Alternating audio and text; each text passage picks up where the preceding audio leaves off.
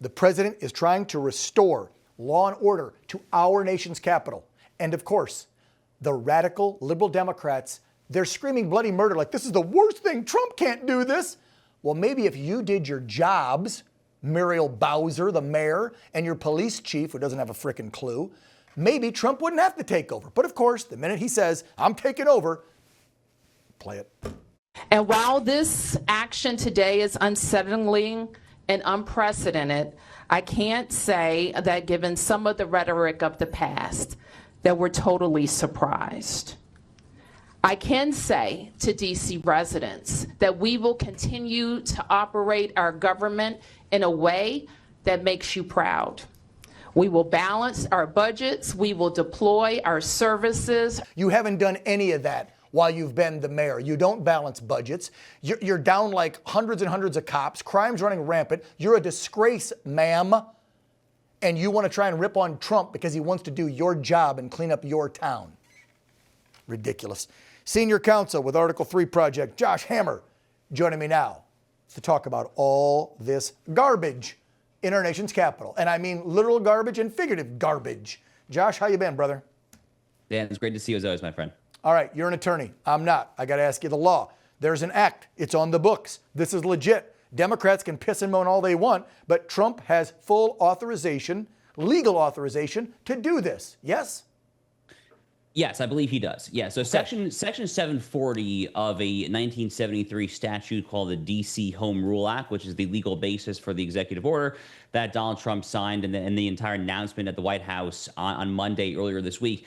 Though I've reviewed the language. The language appears to me to be pretty straightforward. The president deems that there is an emergency, and upon deeming that there is an emergency, the Metropolitan Police Department, aka the Washington Police, has to be turned over to federal control, essentially upon his saying that there is an emergency there.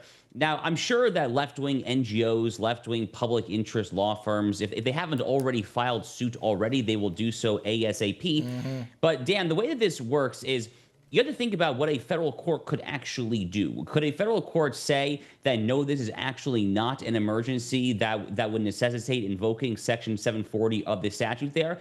The actual proper legal answer there, assuming for the sake of argument that there are good judges there, they would say that this is a political question that is not the judge's role. Now, having said that, Dan, we've seen this play out many times thus far in this administration. There are a lot of these left-wing groups will sue in very favorable jurisdictions there where the case is likely going to get to a lower court, left-wing judicial insurrectionist activist hack there. So I'm not going to predict that there's not going to be a stupid judge who's going to try to strike this thing down. There's going to be lawfare. They've been doing it before he was candidate Trump, and lawfare since he's President Trump. It's all they got.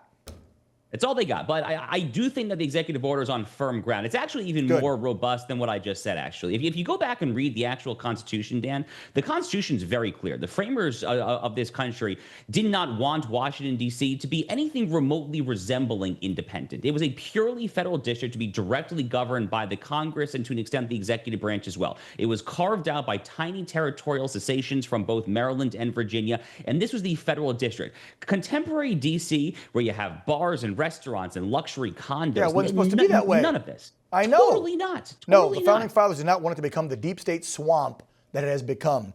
I want to run this from the Washington, D.C. Police Union head, who is all for this. And, you know, unions usually lean left, but not this guy. Watch this. Crime in the District of Columbia is out of control and something needs to be done with it. We have to go back to how we got here, though. In 2020, the D.C. City Council passed an enormous amount of legislation that handcuffs police officers, exposes them to administrative, civil, and even criminal liability, even when they do their jobs properly. And now, 5 years later, our authorized sworn strength is 4,000 sworn police officers. We currently have 3,180. So we have more than 800 vacancies for the position of police officer. And the way the department makes up for that gap is through 2 million hours of mandatory overtime every year.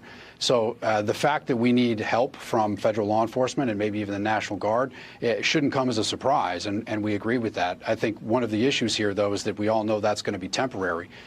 So in order to fix this problem and make sure that it doesn't ebb and flow and that the feds come in and we lower crime and then they leave and we're left holding the bag, it's very important that people know that there is underlying legislation that needs to be corrected so that we can actually properly staff this police department. So obviously the cops want help. Did you hear the numbers? They're down 800, he said? So sending in 800 guard troops kind of makes sense when you have 800 less cops that you should have on the streets. And you know what? I can't blame cops. You go to most blue cities. I live in San Diego, and I know this department was down. I don't think they're back to numbers. A lot of blue cities, since the whole defund the police movement crap by Democrats and putting a target on their backs, calling even black cops racist, all the naysayers that come from the crazy left. Why would cops want to do their job, especially in a city like that? Josh, you've been around D.C., like I said, way more than me. What is it like when you're walking around there? It doesn't feel safe anymore like it used to, does it?